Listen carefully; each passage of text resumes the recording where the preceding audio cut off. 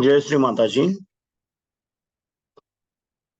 हम सब लोग श्री माता जी की प्रतिमा की ओर देखेंगे और नमस्कार करेंगे। हम अपने दोनों हाथ अपने गोद में रखेंगे और माँ की प्रतिमा की ओर देखते हुए प्रार्थना करेंगे। परम पूज्य श्री माता जी, आप ही साक्षात श्री आदिशक्ति हो। आप ही साक्षात श्री सहयोगदायिनी हो। आपकी परम कृपा में कृपा करके हम सब सहजीव भाई बहनों को आपके निर्मल चरणों पर ध्यान करने की अनुमति दीजिए और हमें निर्विचारिता प्रदान कीजिए। अब हम अपना राइट हैंड पृथ्वी तत्व की ओर रखेंगे। अपना लेफ्ट हैंड अपने गोद में ही रहेगा। अपना पूरा अटेंशन हम अपने लेफ्ट हैंड से धीरे धीरे अपने सहस्त्रार की ओर लेके जाएंगे, अपने तालु भाग की ओर लेके जाएंगे और वहां से धीरे धीरे हम अपना अटेंशन राइट हैंड द्वारा पृथ्वी तत्व में समर्पित करेंगे। यह क्रिया हमें आराम से 7 बार करनी है।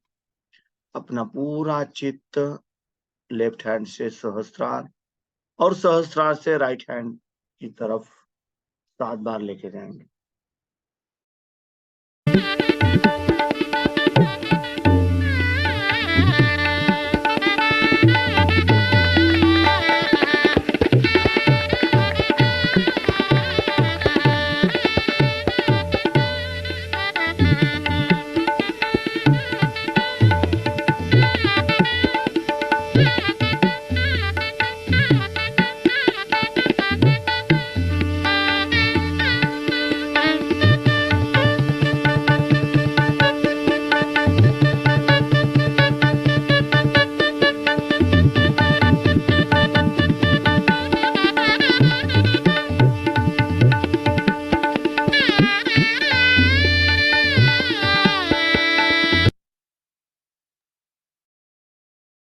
अब हम अपना राइट हैंड अपने गोद में रखेंगे और लेफ्ट हैंड आकाश तत्व की ओर करेंगे।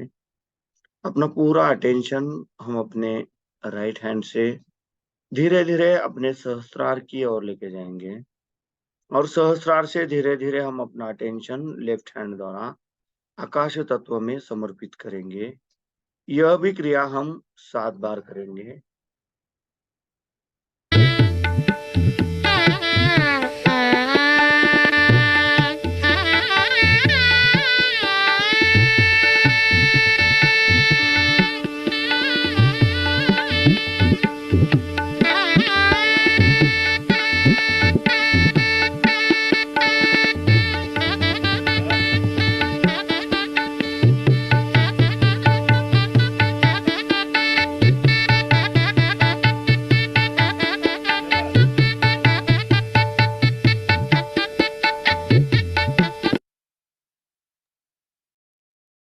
हम अपने दोनों हाथ अपने गोद में रखेंगे और धीरे धीरे हम अपनी आंखें बंद करेंगे। हमारा पूरा अटेंशन हमारे दोनों हाथों के सेंटर पे और सहस्त्रार में।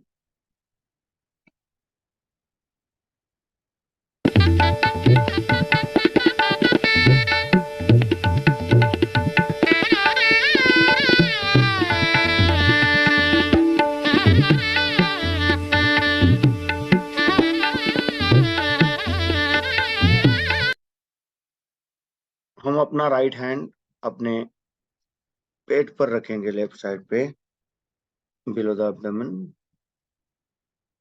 परम पूज्य श्री माता जी, आपकी परम कृपा में कृपया हमें शुद्ध एवं निर्मल विद्या प्रदान कीजिए। परम पूज्य श्री माता जी, आपकी परम कृपा में कृपा करके हमें शुद्ध और निर्मल विद्या प्रदान कीजिए। अब हम अपना राइट हैंड अपने मध्य नाभि चक्र पर, जहां पे अपना नेवल है, अपना नाभि है, वहां पे रखेंगे। यहाँ पे साक्षात श्री लक्ष्मी नारायण का स्थान है। परम पूज्य श्री माता जी, आपकी परम कृपा में कृपया हमारा लक्ष्मी तत्व जागृत कीजिए। और हमें समाधानी बनाइए। अब हम अपना राइट हैंड अपने हृदय पे रखेंगे, लेफ्ट साइड पे। परम पूज्य श्री माता जी, आपकी परम कृपा में मैं केवल एक शुद्ध आत्मा हूँ। परम पूज्य श्री माता जी, आपकी परम कृपा में मैं मन नहीं, बुद्धि नहीं, शरीर नहीं, अहंकार नहीं, मैं केवल एक शुद्ध आत्मा हूँ। मैं केवल एक शुद्ध आत्मा हूँ। कृपा करके आप हमारे हृदय चक्र में विराजमान हो जाइए। अब हम अपना राइट हैंड अपने कपाल पर, अपने आज्ञा चक्र पर रखेंगे। परम पूज्य श्री माता जी, आपकी परम कृपा में मैंने सबको पूरे हृदय से क्षमा कर दिया है। मेरे मन में किसी के भी प्रति द्वेष भावना नहीं है। मैंने अपने आप को भी क्षमा कर दिया है। कृपा करके हमें सदैव क्षमाशील बनाए रखिए।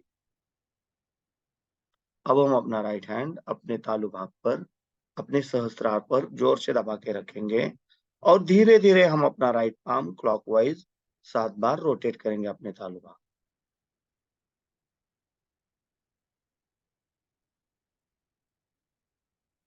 परम पूज्य श्री माता जी, आप ही साक्षात श्री आदिशक्ति हो।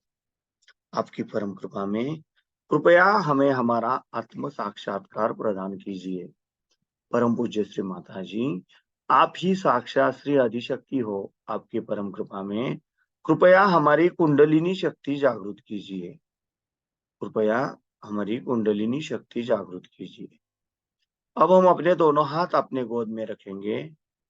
अपना पूरा अटेंशन हमारे दोनों हाथों के सेंटर पे और सहस्त्रार में रखेंगे और इसी अवस्था में हम ध्यान में जाएंगे और माता जी का अमृतवाणी ग्रहण करेंगे, ध्यान से सुनेंगे।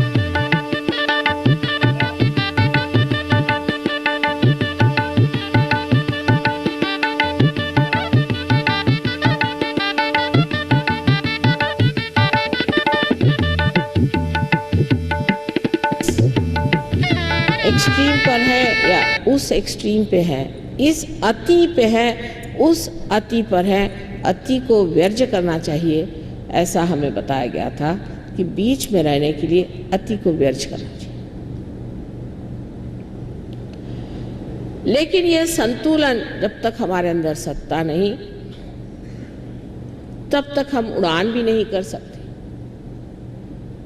इसीलिए आप देखते हैं कि कोई आदमी चट से पार हो जाता है, इसी में टाइम लगता है, उसमें संतुलन अभी नहीं। जीवन संतुलन आना पड़ेगा, तभी ये उड़ान होती है। और जब उड़ान होती है तब जैसा आपका चित्त है और ये सारी आपके वॉइड में फैला हुआ है, यहाँ से कुंडलिनी जब ऊपर की ओर ऐसे निकलती है और इस जगह जब वो छेद देती है अपना ब्रह्मरंध्र, तो ये सारा चित्त आपका जो है प्रकाशित हो जाता है। प्रकाशित इस प्रकार होता है कि आप सत्य के प्रकाश में आ जाते हैं। इसीलिए मैंने आपसे बताया था कि एकमेव सत्य जो है वो आप जानते हैं। जैसे यहाँ बैठे बैठे हम जानना चाहें आज किसी के भी बारे में, तो हम जान सकते हैं कि इस आदमी की क्या हालत है। शुरू में जब लंदन में कार्य शुरू किया था तो बड़ी मुश्किल हुई, हमें बहुत मुश्किलें हुई। उसमें से एक महाशय जब पार हुए तो उन्होंने कहा, आप कहती हैं कि यहीं बैठे बैठे परमात्मा का टेलीकम्युनिकेशन है और सारा ईथर जो है वो एनलाइटेंड है, तो क्या हम जान सकते हैं कोई सी भी बात? हमने कहा, कहले मेरे पिताजी ने मुझे बहुत दिन से चिट्ठी नहीं लिखी, ना ही उनका कोई टेलीफोन आया, क्या बात है? मैंने कहा ऐसे हाथ करके देखो। तो उनका अजीब बात है, इस जगह बहुत जलन आ रही। मैंने कहा ये सारे चक्र पिता के हैं, ये सारे, और ये उंगली जो है विशुद्धि की है। तो हो सकता है, अंग्रेजी में मैंने कहा he must be down with very bad bronchitis, you better telephone. तो उन्होंने टेलीफोन उठाया, स्कॉटलैंड में उनके पिताजी थे। तो उनकी माँ टेलीफोन पे आई, उन्होंने कहा कि पिताजी कैसे हैं? कह रहे he is down with very bad bronchitis. जो मैंने शब्द कहा, जो मैंने वाक्य कहा, उसी तरह का बिल्कुल वही उन्होंने कहा। तो ये अवाक रह गए कि माँ यहाँ बैठे बैठे हमने कैसे जाना? मैंने कहा भाई तुम नहीं जाना, मैंने तो नहीं जाना।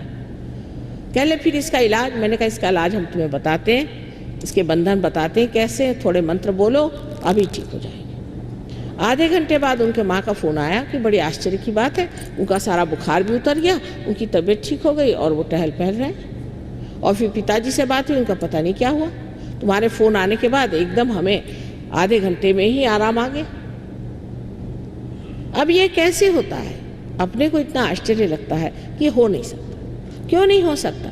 अगर आप टेलीविज़न पे खड़े हो जाएं तो दुनिया के कोई भी कोने में आप देख सकते हैं कि कलकत्ते में क्या हो रहा है। ये कैसे होता है?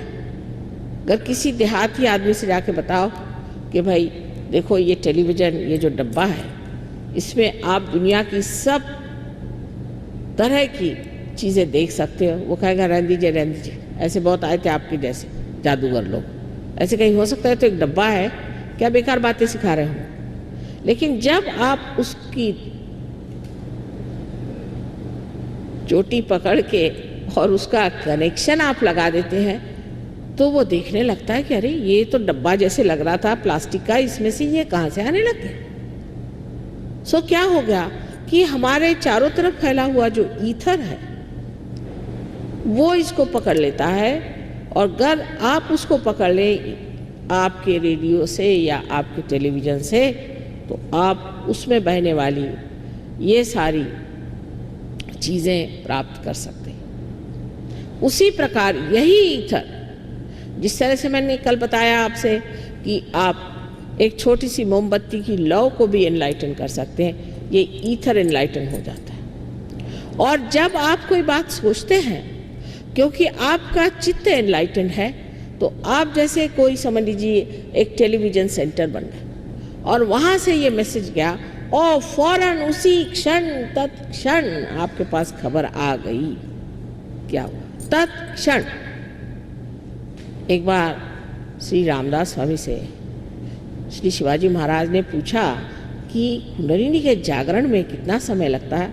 उन्होंने कहा तत्क्षण। तत्क्षण एक कार्य होता है, पर किसी किसी में समय लग जाता है। उसका कारण ये कि उनका कुछ ढीला मामला है या कोई ज़्यादा ही कसा हुआ मामला है। अब समझ लीजिए अगर आप टेलीविज़न लेके आए तो तत्क्षण आपको सब दिखाई देता है, पर समझ लीजिए प्लग ही नहीं लगा तो उसे क्या करा जाए। इसी प्रकार जो कुछ भी आपको जानना है वो सारा जानना आप तत्क्षण कर सकते हैं। इसी को ज्ञान कहा जाता है। ज्ञान पुस्तकों से नहीं आता। जो पुस्तकों में है वो सिर्फ बाह्य का ज्ञान है। जैसे पेड़ का ज्ञान हो उस तरह से ये बाह्य का ज्ञान है, लेकिन मूल का ज्ञान जो है वो आपको सिर्फ ऊर्ध्व गति से पार होने के बाद ही जाना जा सकता है। ऊर्ध्व गति के सिवाय कोई और रास्ता नहीं है। कुंडलिनी जब तक आप उठ करके और आपके ब्रह्मरंध्र को नहीं छेदेगी तब तक आप उस ईथर से या उस सूक्ष्म से जो 5 महातत्वों में बसा हुआ है उसमें प्रवेश नहीं कर सकते। तो उसकी जो सूक्ष्मता है उसमें आपने प्रवेश कर लिया। अब हर चीज़ को आप इस्तेमाल कर सकते हैं। जैसे मैं आपसे कहती हूँ कि अभी ध्यान करने से पर अपने जूते उतार लीजिए और ज़मीन पर पैर रखिए। ये पृथ्वी माता, ये भी तो एक तत्व है। पृथ्वी एक महान तत्व है और उस महान तत्व पे आप जब पैर रख देते हैं तो उसकी भी जो सूक्ष्म शक्ति है वो जागृत हो जाती है और वो आपके पाँव से खींच लेती है आपके अंदर जो कुछ भी जड़ता है। फिर कभी कभी आपसे कहा जाता है कि आप अगर राइट हैंड आप हमारी तरफ करें और लेफ्ट हैंड ऊपर की तरफ करें। इसकी वजह यह है कि राइट हैंड जो है इसमें आपके जो प्रश्न हैं वो सारे आपके अहंकार से आते हैं और अहंकार को सबसे अच्छा खींचता कौन है तो ये आकाश। इसलिए आकाश की ओर आप नज़र करते हैं और एक हाथ इस तरह से करने से इस हाथ से वो चीज़ निकल जाती है। सहयोग बहुत ही साइंटिफिक है पर मूलभूत होने की वजह से, फंडामेंटल होने की वजह से अत्यंत सहज और सरल है। फिर कहा जाता है कि आपके अंदर कोई मानसिक व्यथा हो या मन से कोई व्यथित हो या कोई इस तरह की चीज़ हो जिससे कि हम कह सकते हैं कि ये मनुष्य उद्विग्न है या डिप्रेस्ड रहता है या इसके अंदर एक तरह की निराशा से छाई हुई। ऐसे लोगों से कहा जाता है कि आप लेफ्ट हैंड दीप के तरफ रखें। अब जो दीप है ये नेगेटिविटी को भगाता है। दीप रखते ही साथ वो दीप एनलाइटन हो गया, उसमें उसका जो सूक्ष्म प्रकाश है वो अंदर बहना शुरू हो गया। उस प्रकाश के डर से जो नेगेटिविटी थी वो आपके अंदर इस तरह से आई और आ करके आपने यहाँ ज़मीन पर रखा तो उसने खींच ली।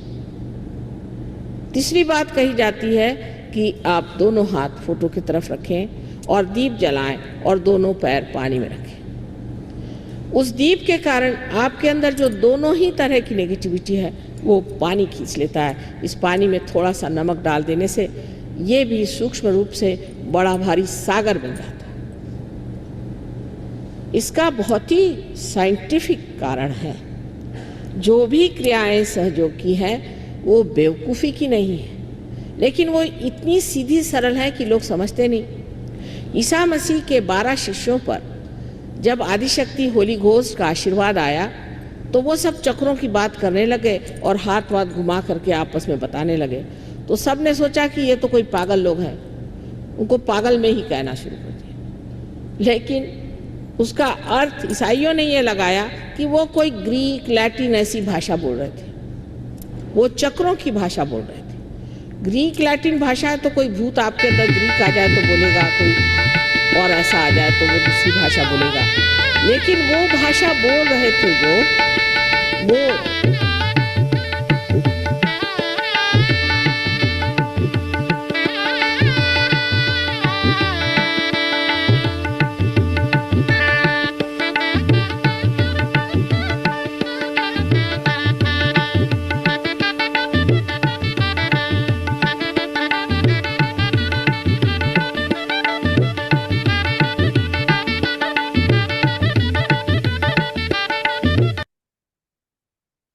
हम धीरे से आंखें खोलेंगे और माता जी की प्रतिमा की ओर देखते हुए नमस्कार करेंगे।